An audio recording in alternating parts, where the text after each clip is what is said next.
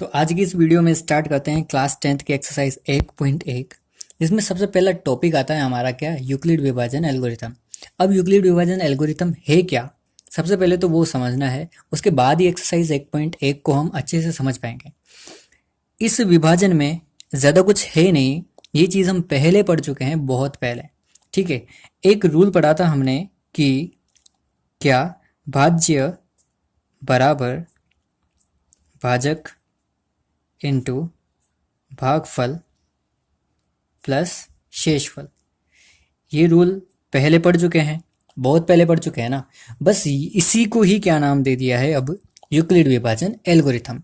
कैसे समझना, इस भाज्य को तो कहा गया है क्या, ए, भाजक को कहा गया है बी, भागफल को कहा गया है क्यू और शेषफल को कहा गया है आर।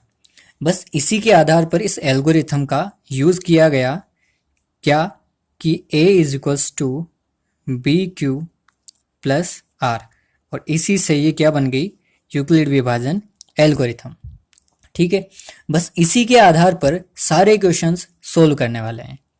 जैसे पहला क्वेश्चन दे रखा है, क्या है पहला क्वेश्चन कि निम्नलिखित संख्याओं का HCF ज्ञात करने के लिए, पहला क्वेश्चन है निम्नलिखित संख्याओं का HCF ज्ञात करने के लिए यूक्लिड विभाजन एल्गोरिथम का प्रयोग कीजिए।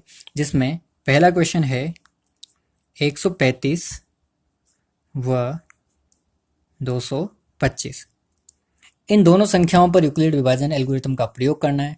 प्रयोग कैसे करना है वो समझना। सबसे पहले तो इन दोनों संख्याओं में से क्या करेंगे, एक संख्या मानेंगे a और एक संख्या मानेंगे b। मतलब जो बड़ी संख्या रहेगी उसे तो मानेंगे a, जो छोटी संख्या रहेगी उसे मानेंगे b। मतलब जिसका भाग देने वाले हैं वो तो छोटी संख्या, जिसमें भाग देंगे वो क्या रहेगी, बड़ी संख्या।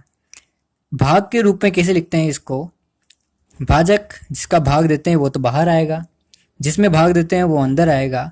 रिमाइंडर का मतलब आर हमारा शेषफल नीचे बच जाएगा और क्यू भागफल कहाँ आता है, ऊपर। इसी के आधार पर ये वैल्यू इसमें रखनी है। ठीक है, मतलब बड़ी संख्या में भाग देना है छोटी संख्या का।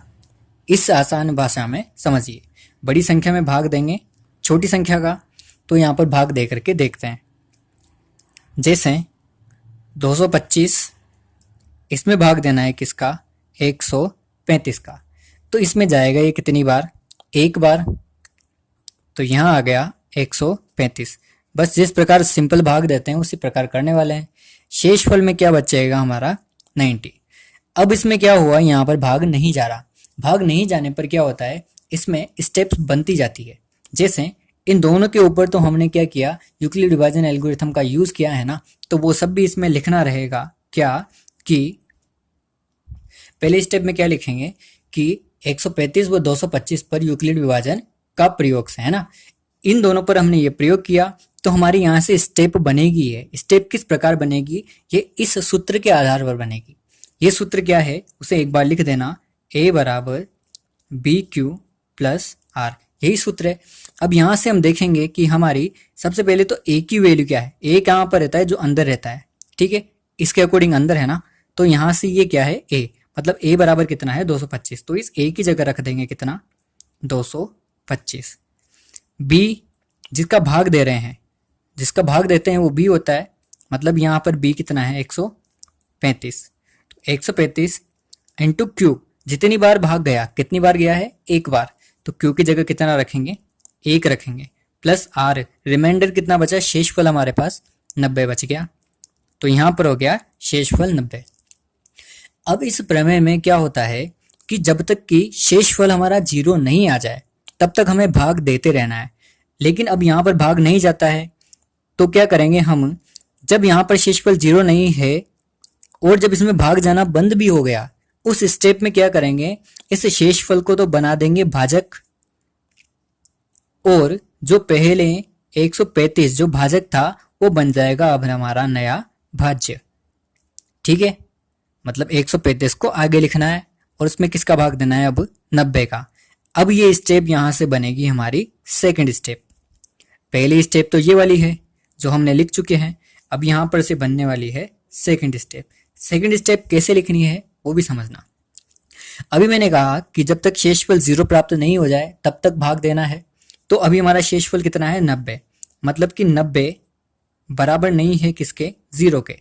इसलिए हमने क्या किया, किस पर यूक्लिड विभाजन प्रमेय लगाए, अब 90 और 135 पर, 90 और 35 पर यूक्लिड विभाजन प्रमेय से।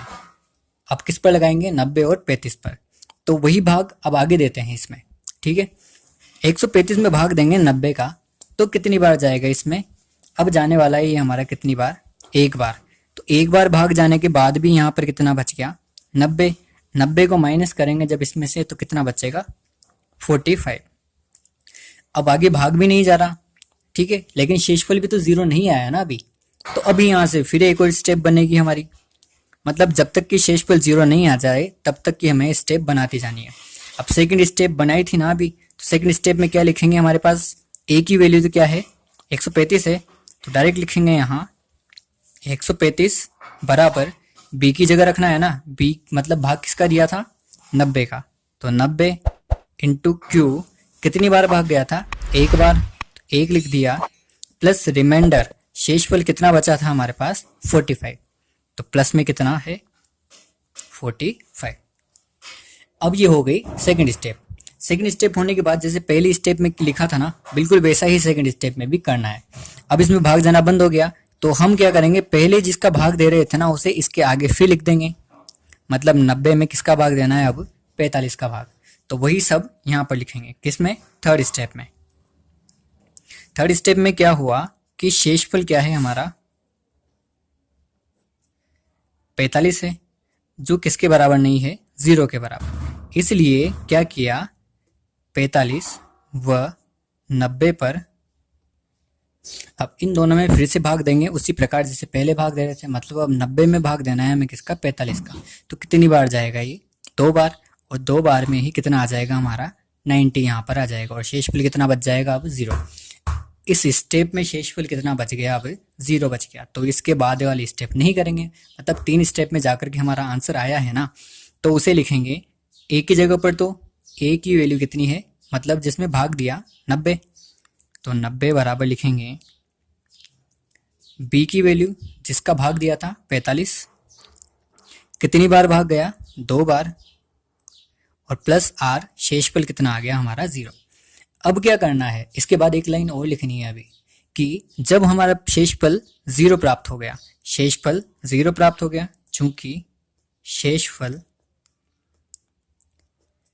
बराबर कितना हो गया 0, इसलिए हम यहां से भाग देना क्या कर देते हैं, बंद कर देते हैं, और यहां से क्या निकल कर आ जाता है HCF। HCF क्या हो जाएगा वो समझना, शेषफल 0 है इसलिए HCF क्या होगा, जिस स्टेप में हमने भाग दिया है ना, जिस स्टेप में शेषफल 0 आया उसका जो भाजक है, भाजक कितना है 45, ठीक है, तो इसके पहले जो भाजक आया है वही भाजक हमारा क्या होगा HCF होगा। तो इसके पहले भाग किसका दिया था हमने 45 का, तो हमारा HCF कितना आएगा 45 आएगा, और यहाँ पर इसका आंसर आएगा। थोड़ा बड़ा क्वेश्चन है, अलग क्वेश्चन है, निकालना HCF ही था जो पहले हम निकालने थे अभाज्य गुणनखंड विधि के द्वारा, लेकिन अब ये नई विधि आई है तो इस विधि के द्वारा इसी प्रकार ये क्वेश्चन किया जाना है, और ये इसका पूरा प्रोसेस है। अगर इस प्रोसेस से 10th बोर्ड में हम क्वेश्चन को सोल्व करेंगे तो हमारे नंबर कहीं पर भी नहीं कटने वाले। तो इस पूरे क्वेश्चन को आप देख लीजिए और इस प्रकार भाग दे देकर देखना है, और सारी स्टेप इसी प्रकार बनाकर लिखनी है। इसके आगे क्वेश्चंस अगली वीडियो में करते हैं।